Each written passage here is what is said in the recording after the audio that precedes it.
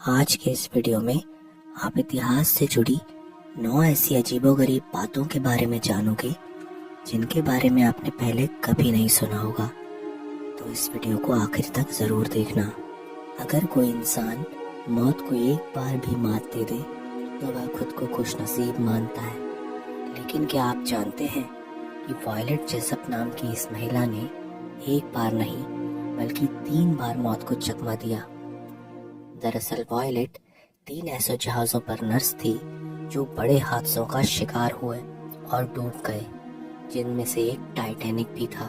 लेकिन हर बार violet Jessop की किस्मत ने उनका साथ दिया और वह बच गई। और इन 3 भयानक हादसों से बचने के बाद वॉयलेट जेसप को लोग मिस अनसिंकेबल नाम से भी जानने लगे, जिसका मतलब होता है एक ऐसी लेडी जो कभी नहीं डूब सकती।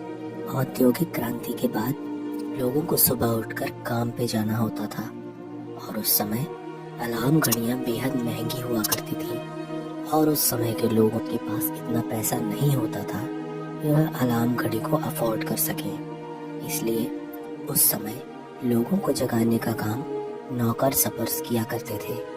वो लोगों के दरवाजे और खिड़कियों को लाठी से खटखटाकर उन्हें जगाया करते। नौकर बस तब तक खिड़कियों पर लाठी पीटते रहते थे जब तक कि कोई उठकर उस खिड़की पर नहीं आ जाता था। वर्ल्ड फेमस एफिल टावर के बारे में तो हर शख्स जानता है, पर क्या आप जानते हैं कि एफिल टावर को एक टेम्परेरी स्ट्रक्चर के रूप में बनाया गया था और इसे बनाने के बाद शुरुआती दौर में यह विचार किया गया था कि इस टावर को केवल 20 साल तक कायम रखा जाएगा और उसके बाद इसे गिरा दिया जाएगा। लेकिन इन 20 सालों में इस टावर ने इतने टूरिस्ट का ध्यान अपनी ओर आकर्षित किया कि इसे तोड़ने के बजाय यहाँ की सरकार ने इसे विश्व धरोहर के रूप में कायम रखने का फैसला किया। एज़टेक सभ्यता के लोग यह मानते थे कि देवता ज्वालामुखी के अंदर रहते हैं, इसलिए वे कभी कभी देवताओं को खुश करने के लिए जिंदा इंसानों को ज्वालामुखी के अंदर फेंक दिया करते थे। इससे वह यह सोचते थे कि इससे देवता खुश होंगे। एज़टेक सभ्यता के लोग यह भी मानते थे कि बच्चों के रोने का सीधा संबंध बारिश से होता है, इसलिए वो लोग अपने बच्चों को अंधेरी गुफा में अकेला छोड़ आते थे और उन्हें लगता था कि बच्चा जितना ज़्यादा रोएगा उतनी ही अच्छी बारिश होगी और इससे वे भरपूर अनाज उगा सकेंगे।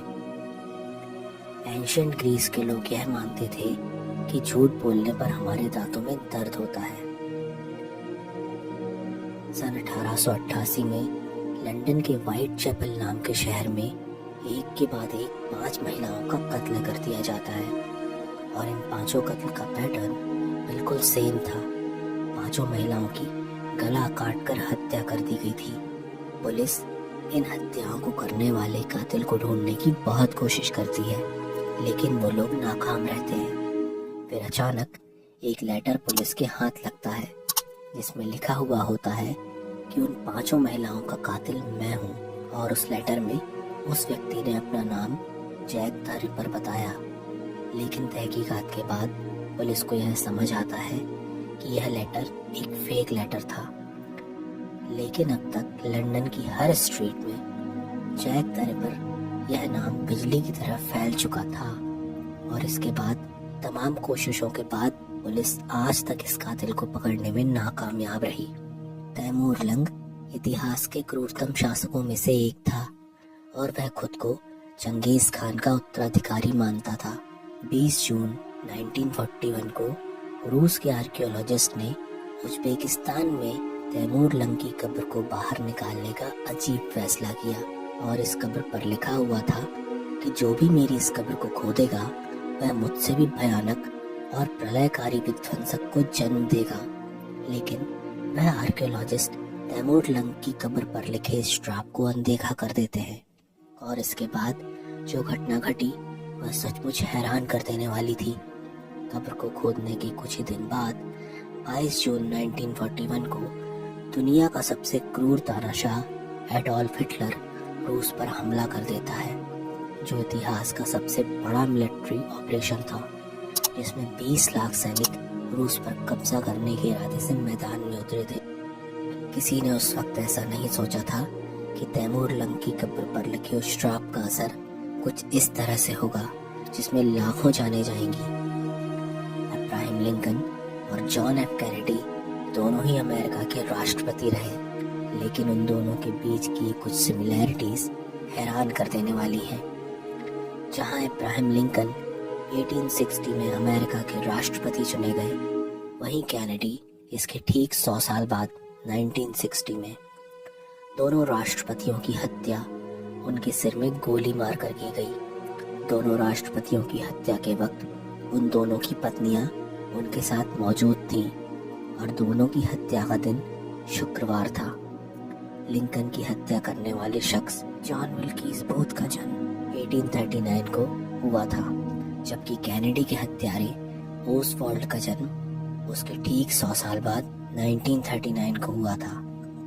इन दोनों हत्यारों को इनके मुकदमे की हियरिंग के पहले ही मौत के घाट उतार दिया गया।